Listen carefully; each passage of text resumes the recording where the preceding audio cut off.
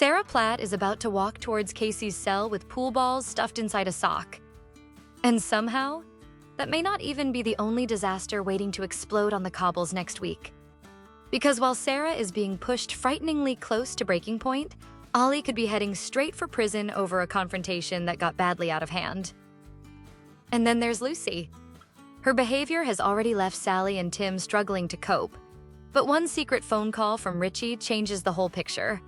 Because apparently Lucy has a story she needs to stick to. So what exactly are those two hiding? Elsewhere, Bernie is forced to confront a painful part of her past. Christina and George reach a crucial moment in their relationship, and Brian wakes up thinking romance may be in the air. Maggie, unfortunately, has a very different opinion. There is a lot happening, so let's get straight into the biggest Coronation Street spoilers for the week of August 24 to 28. Let's start with Sarah, because this is easily the most dangerous storyline of the week. Being in prison is already taking its toll on her, but Kacey quickly finds the one threat guaranteed to get inside Sarah's head. Harry! Bethany tries to reassure Sarah that her son is doing fine, and for a moment, that is probably exactly what Sarah needs to hear. Then Kacey ruins everything. Sarah realizes that Kacey knows Harry's name. That is bad enough. But Kacey isn't finished. She shows Sarah photographs of Harry while he is at his new friend Lottie's house. And suddenly, this is no longer some vague prison threat. Kacey is making it painfully clear that she has people outside who can get close to Sarah's son. Her demand is simple. Sarah needs to persuade Kit to help Kacey's son. If she doesn't, Harry may be the one who pays for it. Sarah immediately contacts Adam, and he races over to Harry before questioning Lottie about her connection to Kacey. But while Sarah is terrified for Harry, Bethany makes another discovery that could cause even more trouble. She finds blood on one of Kit's t-shirts. We don't know exactly where that blood came from, so there's no point pretending we already have the answer. But the timing is certainly suspicious, especially because Kit is already talking about confronting Kacey's son, Brandon. His plan is to scare Brandon badly enough that Kacey backs off. Kit eventually spots him and gives chase, only for Bernie to step in and stop things before they go any further. And for once, Bernie may be the person thinking most clearly. She warns Kit that he needs to protect himself too, because threatening Brandon might feel like the quickest way to help Sarah.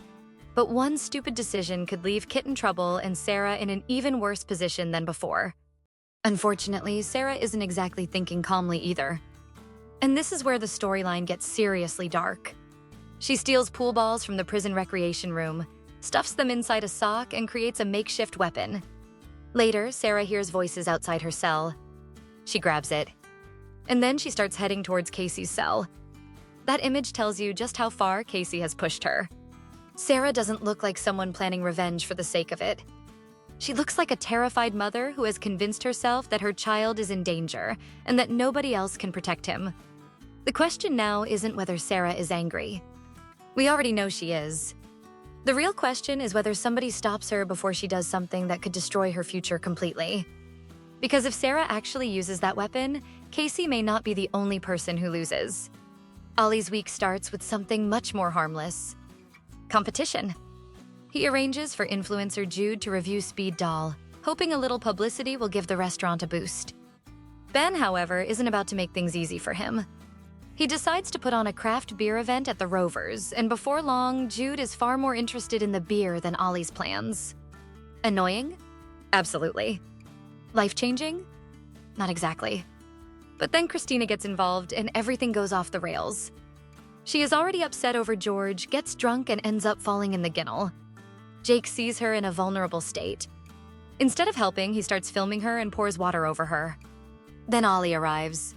From his point of view, the situation looks awful. He assumes Jake is attacking Christina, charges in, and ends up pinning him to the ground. When Christina explains that Jake only threw water over her, Ollie realizes he has badly misread the situation and immediately lets him go. Embarrassing, yes. But you might think that would be the end of it. Not even close. Jake later tells Gary and Maria that he had been on his way to collect Joseph when the confrontation happened. And that appears to be a lie. Gary tells him to be truthful when he speaks to the police, but by that point the situation is already gathering momentum.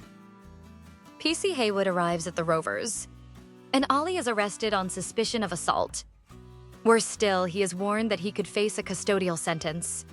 So a split-second decision to defend Christina may now cost him his freedom. And Jake knows it. Later, Ben tells Gary that Ollie could genuinely end up behind bars. Jake overhears them, and you can see the guilt starting to hit. That makes Jake the most important person in this entire storyline. Ollie can explain himself all he wants, but if Jake continues telling a version of events that isn't true, Ollie could be punished for something very different from what actually happened. How long can Jake live with that? Because guilt is one thing when nobody gets hurt. It becomes something very different when you realize somebody could go to prison because of your lie. Now, this might be the storyline I'd keep the closest eye on. Lucy's behavior has already become increasingly difficult for Sally and Tim to manage. Next week, they hear screaming from the garden and discover Lucy accusing Jody of spying on her. Tim tries to get through to her emotionally, but Lucy is clearly struggling. She asks him to accompany her to see Rachel's body at the undertaker's. They go together, but once Lucy actually gets there, the reality becomes too much. She cannot bring herself to go inside. Tim then admits something of his own. He feels guilty about Rachel's death. It is a rare, vulnerable moment between them, but Sally is clearly starting to wonder whether they are equipped to deal with everything happening around Lucy. So she arranges counseling. Reasonable enough. Lucy absolutely hates the idea. And rather than using the session to open up, she makes her feelings about Sally and Tim painfully clear. Later, things get even worse. She throws popcorn over Joni and accuses Sally and Tim of being liars.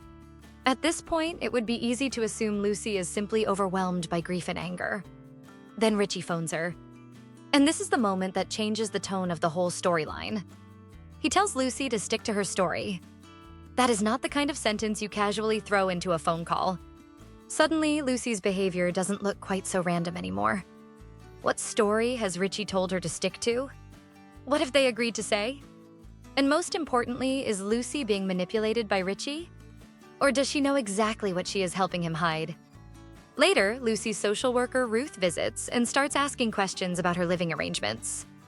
That could put Sally and Tim in a difficult position. They are clearly trying to help, but the situation is becoming more volatile by the day. And if Lucy starts repeating whatever version of events Richie wants people to believe, Sally and Tim may have no idea just how close they are to something much bigger. That phone call feels less like a random clue and more like the beginning of the real mystery. Bernie also faces a deeply personal decision when her estranged aunt Celeste tries to reconnect. Bernie wants absolutely nothing to do with her. Todd, however, learns something Bernie doesn't know. Celeste is dying. He believes Bernie deserves to hear the truth while there is still time to do something about it. So he tells her. But Bernie refuses to suddenly forgive years of pain simply because Celeste may not have much time left. Todd keeps trying. He plans to attend Pride with Celeste and later tells Bernie that her aunt's condition has taken a turn for the worse. Still, Bernie won't budge. Eventually, she opens up to Dev about the family rift. And that conversation may finally explain why Bernie's reaction has been so strong. Because right now, we only know that Bernie wants Celeste out of her life. We don't yet know everything that happened between them. Todd means well, but there are some family wounds you cannot fix simply by telling somebody they may regret not making peace. Bernie may still change her mind. But if she does, it needs to be because she is ready, not because everybody around her thinks she should be. And with Celeste's health deteriorating, Bernie may not have long to decide whether she wants that door to remain closed forever. Now for something slightly less life-threatening, but considerably more awkward. Maggie and Brian spend the night together. Brian wakes up believing this could be the start of a romance. Maggie wakes up apparently wishing the whole thing had never happened. Not ideal. She tells Eva that the night was a mistake. Meanwhile, Brian is also talking to Eva, except he is asking for advice on how to impress Maggie. Ouch. Maggie later heads to the cabin to apologize, so at least Brian won't be left imagining a relationship that only exists in his own head. But it could still be a very uncomfortable conversation. And then there's Christina and George. After everything that has happened, Christina is nervous about George returning. Todd sees George already back at work, where George criticizes him for relying too heavily on alcohol when he is struggling. Todd responds by dropping a little bombshell of his own. He tells George about Christina's drunken incident in the Ginnel. Not exactly the reunion Christina was hoping for. When George finally sees her, he says he has had time to think about their relationship. And that leaves Christina waiting for the verdict. Has the time apart helped him realize he wants to save what they have? Or has it convinced him that walking away is the better option? Either way, Christina is about to get an answer she may not be ready to hear. So next week, Sarah may be only seconds away from making the biggest mistake of her life. She has a weapon in her hand. Kacey has threatened Harry, and fear is clearly taking over. But Sarah isn't the only person standing on the edge of disaster. Ollie could lose his freedom if Jake doesn't tell the truth. Lucy is secretly taking instructions from Richie. And Bernie is running out of time to decide whether Celeste deserves one final chance. For me, though, that Richie and Lucy phone call is the one I wouldn't ignore. Stick to your story sounds like a very small clue. It could turn out to be anything but. Do you think Sarah will actually attack Kacey? Will Jake confess before Ollie pays the price for his lie? And what exactly do you think Richie and Lucy are hiding? Let me know your theories in the comments. And if you enjoy Coronation Street spoilers, theories, and weekly previews, subscribe to Love Movies so you don't miss what's coming next on the cobbles.